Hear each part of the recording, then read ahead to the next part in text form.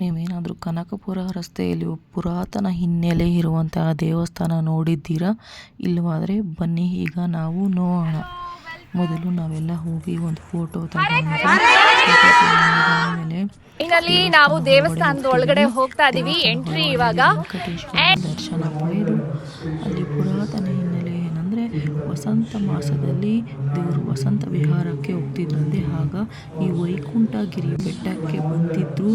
ಅದಕ್ಕೆ ಇಲ್ಲಿ ವಸಂತಪುರ ಎಂಬ ಹೆಸರು ಬಂದಿದೆ ಎಂಬ ಪ್ರತೀತಿ ಇದೆ. ತಿರುಪತಿಯಲ್ಲಿ ಹೇಗೆ ನಾವು ದೇವ್ರನ್ನ ಎಡ ಮತ್ತು ಬಲದಲ್ಲಿ ಜಯ ವಿಜಯವನ್ನು ಬಾಗಿಲಲ್ಲಿ ನಾವು ಇಲ್ಲಿ ನೋಡ್ಬೋದು.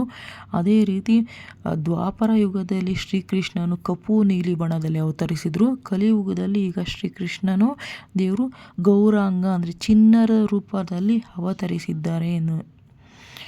ಮೊದಲು ನೆಕ್ಸ್ಟ್ ನಾವು ಆಂಜನೇಯ ಸ್ವಾಮಿ ದರ್ಶನ ಪಡೆದು ಶೀಲ ಪ್ರಭುಪಾದ ಇವರೇ ದೇವಸ್ಥಾನದ ಫೌಂಡರ್.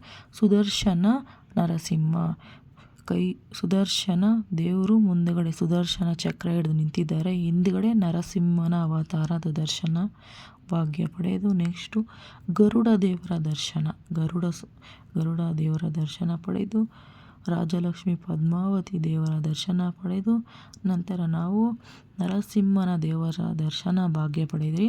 ಅದೇ ರೀತಿ ತಿರುಪತಿಯಲ್ಲಿ ನಾವು ಹೇಗೆ ವಿಮಾನ ಶ್ರೀನಿವಾಸನ ನೋಡ್ತೀವೋ ಇಲ್ಲಿ ನಾವು ಗೋಪುರದ ಮೇಲೆ ವಿಮಾನ ಶ್ರೀನಿವಾಸನ ನೋಡ್ಕೊಂಡ್ವಿ. ತೀರ್ಥ ಪ್ರಸಾದ ತಗೊಂಡ್ವಿ. ನೀವೇನಾದರೂ ನೋಡಿಲ್ಲ ಅಂದರೆ ಒಂದು ಸಲ ಈ ದೇವಸ್ಥಾನಕ್ಕೆ ಹೋಗಿ ಬನ್ನಿ.